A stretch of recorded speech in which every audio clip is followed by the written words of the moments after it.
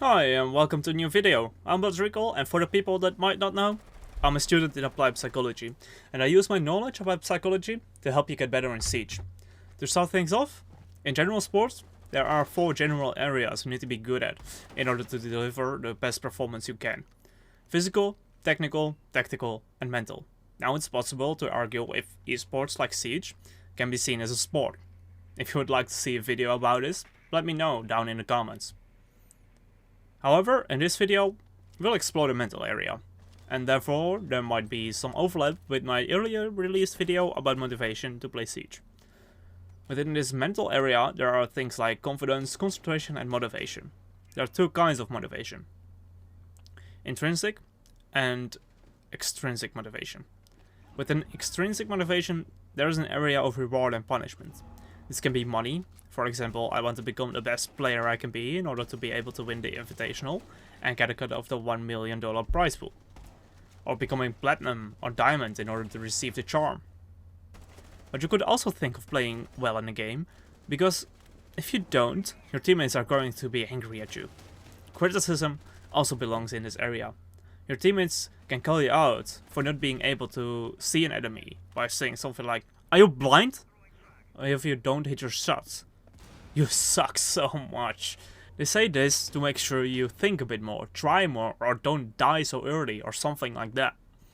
While this sometimes might work for the short term, in the long term it can cause for you to get less enjoyment out of the game, and you might even become less confident, or even anxious to play the game. Another way to get motivated is pride, guilt, or shame. So you might want to become champion in order to look back on the season with pride. You could also think of it as playing for the first time with a new squad, that you need to perform well, because if you don't, you will feel ashamed for ending up on the bottom of the leaderboard with dropping a donut. One more way of getting motivated is doing something to achieve a higher goal. For instance, you do a warm-up to make sure you have good aim. Even though you don't like doing warm-ups, you like having good aim, so you do it anyway.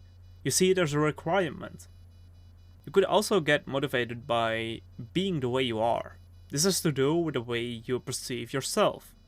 You do a warm-up just because you find it a good thing to do. You don't hate to do it, you don't love to do it, you just do it for the sake of doing it. So now on to the last part of getting motivated. Doing something because you like doing it. You have fun while doing it.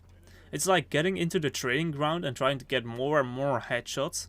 After the first time you got like 10, then you do it again and you try to break that score. Just that constant need for improvement. It's like going into a ranked match, getting 1 kill in the first round. Then you go in the second round and you're trying to get 2 kills, and so on. You can probably imagine that this is one of the best kinds of motivation. You want to get your motivation as close as possible to that side of intrinsic motivation. Doing something because you like doing it because it's just the way you are, and doing it because it helps you to achieve a higher purpose. The reason why you don't want those other kinds of motivation to play or perform in Siege is because it creates a feeling of doing it for someone else, and the feeling you want to have is the feeling that the motivation comes from within you, and if you do it for yourself. So, how to get intrinsically motivated? There are 3 sources of intrinsic motivation.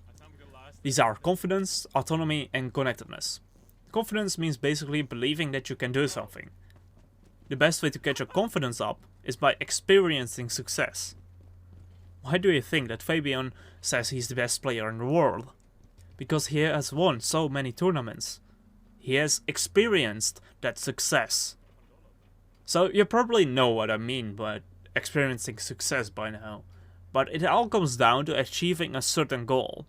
If you think about it in this way, it means that your success depends on the goals you choose. In Siege, the most people think it's about winning, their goal is winning. This is what gets you to a certain rank, which determines your skill, but winning is not such a great goal to choose. Because it can be too easy or too hard. So let's say I'm going to play a game with my ranked stack against Fabian, or rather Vitality, and my goal is to win the match. then I don't even have to try, because it's just too hard for me. But if my goal is to open a hard, reinforced wall that's being bandit-tricked, that is something I believe my team and I can do, and my chances of accomplishing that goal gets higher. But where does confidence go wrong? Basically, having too high expectations. When you play Siege every day for, let's say, 4 hours, 7 days a week, and maybe a bit longer on the weekends, you watch videos on how to get better, you ask questions on Reddit and how to win more games, you watch Diamond, ranking streamers, or even Pro League. You start to think that those things have to get you to a certain point where you can win more games than you do now, or get to that higher rank. You might not actively think about it, but your expectations of your performance are actually pretty high. You have high goals for yourself. You just can't achieve those high goals of getting a lot of kills or winning more games than you lose, which makes it really feel like a loss. You think of it of never getting those successes. I'm not good enough in the game. I quit. What's now important for you to understand is that without really thinking what your goals are in the game, you might have too high expectations of yourself. Another way to improve your confidence is by getting feedback, and the secret sauce here is to get it in a good way. This means specific and constructive. Specific doesn't mean that you say, oh, I'm great, or I'm so much fucking better than you. It means that you get to hear this. Your crosshair placement was on head height, which made it for you easier to get that kill faster than the opponent could. Or the usage of your Sophia stun really helped to get the wall open, because that way you made sure the bandit couldn't trick. Now, feedback doesn't always have to be positive. When you see something that goes wrong, and you are able to get it across to your teammate in a way that they receive it as helpful, your teammate will be really happy with your feedback. But where does this go wrong? A lot of people think it's important to look at the things that you're not doing good enough. To look at the things where you can improve upon. But it doesn't get explained on how you can do it better. So if you really want to improve, you want to look at the things that go great and have a look at how things can go better. So that's what you can do to get more confidence. Another source of intrinsic motivation is autonomy. This means that you get the feeling that you made a certain choice yourself. And if you have this, you also feel intrinsically motivated for that decision. Why does this go wrong?